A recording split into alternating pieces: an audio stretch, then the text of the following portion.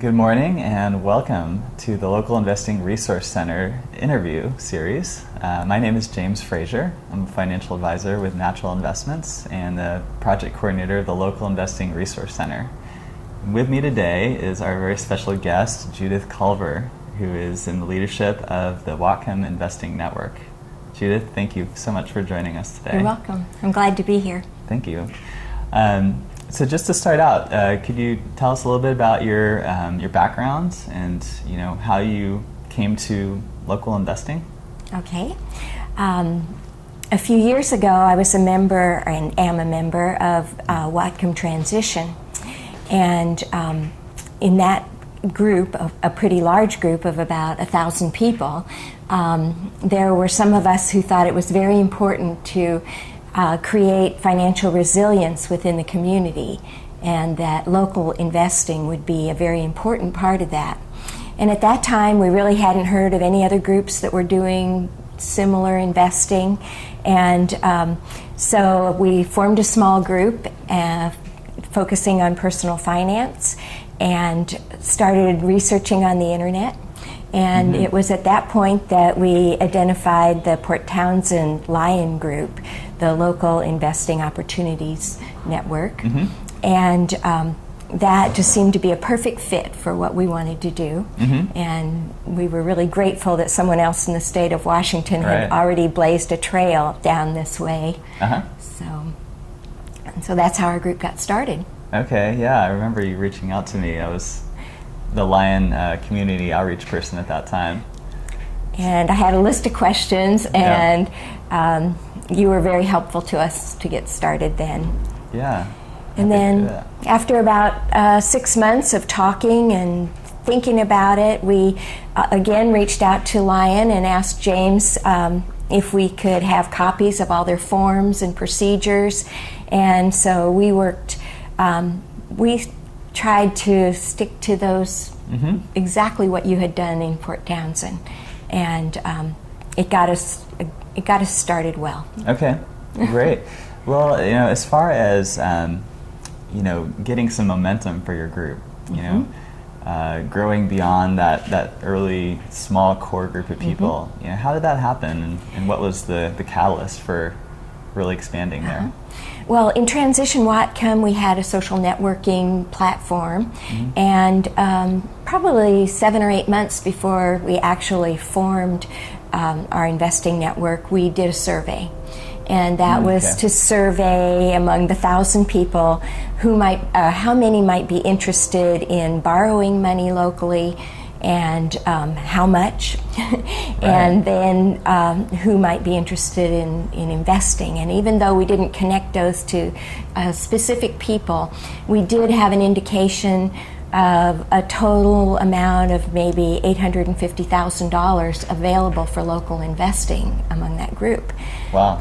And so we said, this is enough to get going. Okay. And so then when we were ready to start, we again put a meeting announcement out to that group. And so that's how we got started. The first meeting, we had 22 people, and most of them signed up that night. And then we also made another decision, and that was to meet every month, because we wanted to get to know each other and to always be there to welcome potential borrowers. Okay. And so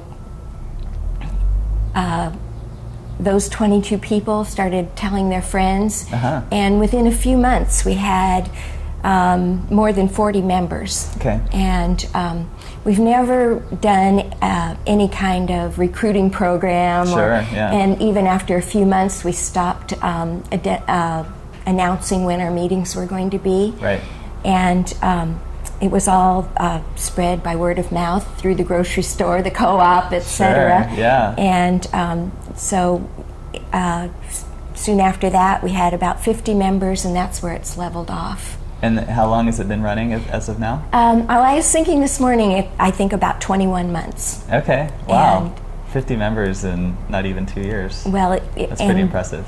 Of those, 20 to 25 are pretty active. Right. Okay. And the others are waiting in the wings to see what happens. Yes, okay, yeah, that's something we've seen with Lion as well, is that there's a learning curve with local investing, and there's some people that dive in, are maybe more comfortable with,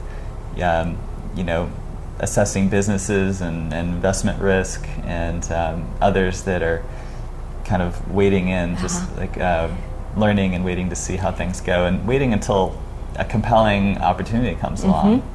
And we had done a pretty widespread Move Your Money campaign in the community. Okay. And so a lot of people had divested from Wall Street and had money sitting in local banks. Okay. And so that was one source of money waiting for investments. Okay. Great. So as your group has grown, how have the group dynamics been, with the larger group? And how have you dealt with those?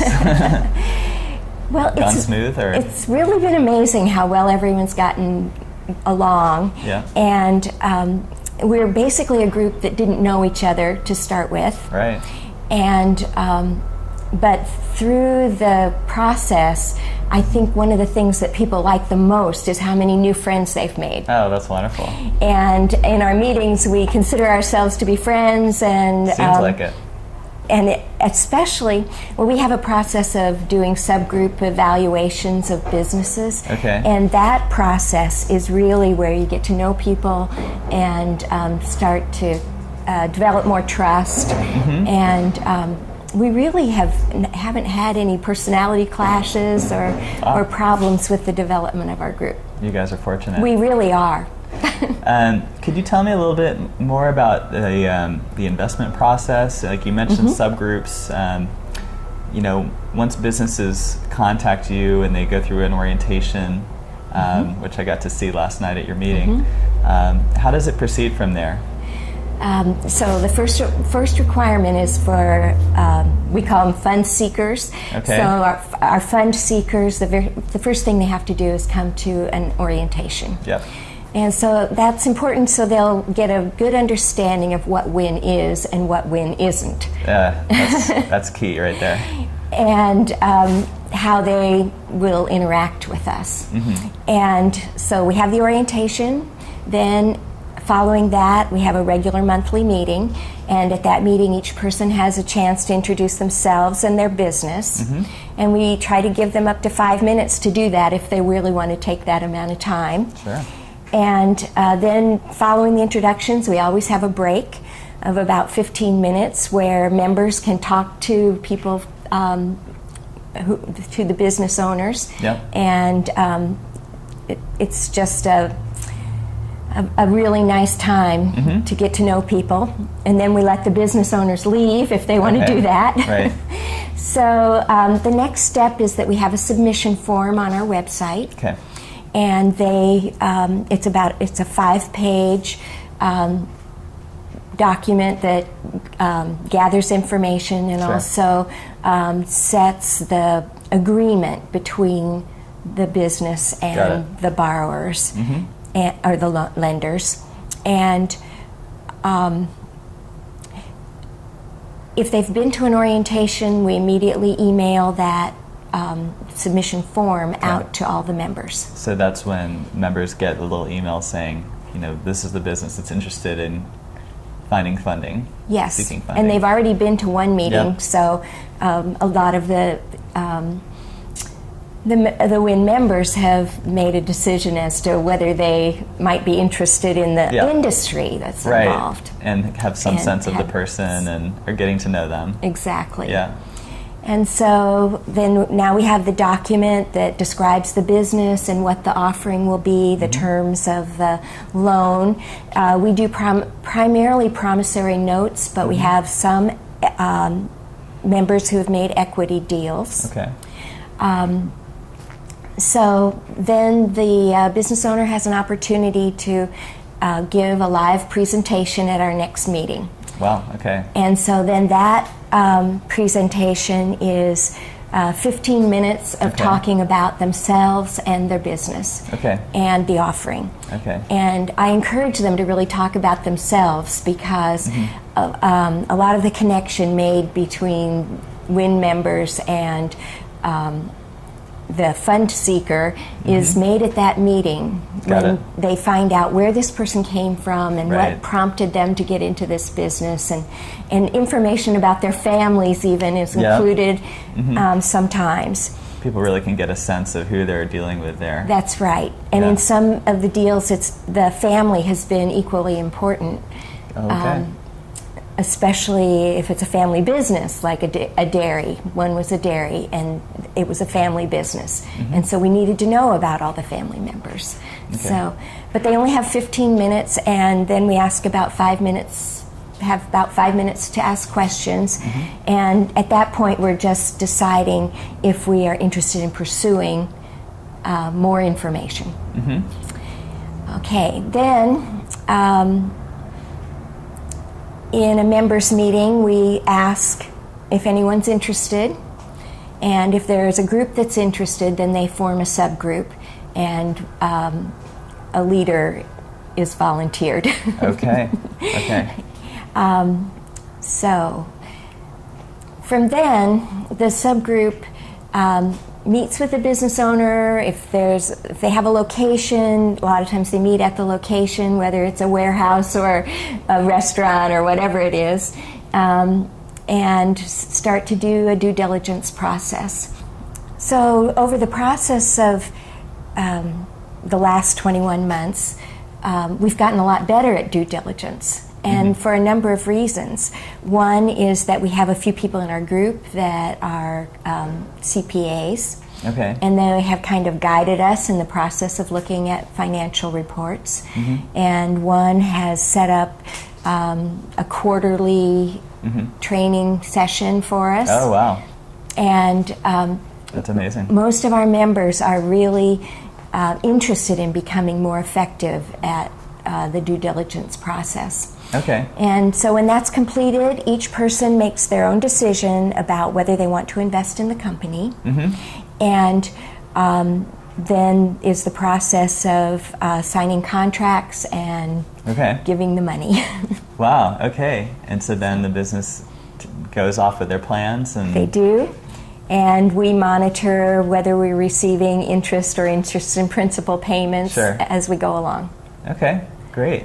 So, what kind of challenges has WIN experienced along the way? Any bumps in the road that you want to share about? Well, I will say that one area that I like to put a lot of emphasis on is a consistent message to fund seekers.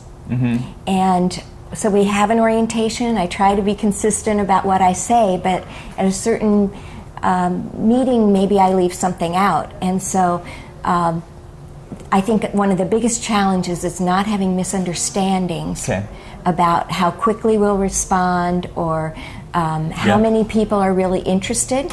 Right. Because sometimes to a borrower, it seems like lots of people are interested. And then by the time we get through the due diligence process, maybe no one is interested. Got it. Right. And they feel like they have committed a few months of their time to a process that didn't work for them. And that very well may be the case. I mean, in our experience with Lion, that was at least half the time. At least half the businesses aren't getting funded. And I think that that's probably just a natural part of it, but it's good to set expectations up front, it seems. That's right. And it seems like no matter what I say, they still believe they're going to get funded. Oh, of course. So I try to encourage them to seek other funding sources along with WIN, and to stress that any work that they're doing, getting together financial statements or fulfilling requests of WIN members for their due diligence, that those steps will also help them in seeking funding from other sources. Okay, so WIN, it seems like, is just like a part of a bigger funding ecosystem. You know, they include banks and possibly credit cards and angel investors, all sorts and a lot of times when they hear about us, they've exhausted all the other possibilities. Okay. So they have high hopes. They have high hopes, but do you think that is it easier to get money from a local investing network, at the end of the day? Well, I think that we have different standards than banks have. Okay. And we Tell me have about that. different values, because some of us really want to invest in local food supply. Okay. And so a farm or a dairy might have a better chance of getting funding from us than from a bank. Because people really believe in that. We are really committed to that. Totally. I understand. And so sometimes we don't make as good of judgment as we might. Okay. Well, speaking of that, I mean, how have your own personal local investments been turning out so far? My husband and I have made 6 loans. Wow. They've all been loans. And we don't have any failures yet. We're receiving checks from all of them on whatever the schedule was that was laid out. Wonderful. We did have one that paid back early. Okay. And not bad. I was glad for that. Okay. Because we're always, one of the big questions we're always considering is, will we get our money back? Of course. You know, during the whole process, Yeah. that's the main consideration question. is, will we get our money back? Yep. And so one of the loans is 1.5 years old, and the other's a little less than that.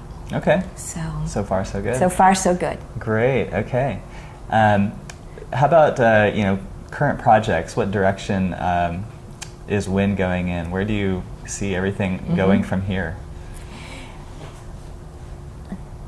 Well, James, we have a steady stream of businesses coming to the orientation and finding out about our process, and so we want to strengthen that. And I think there are members that would like to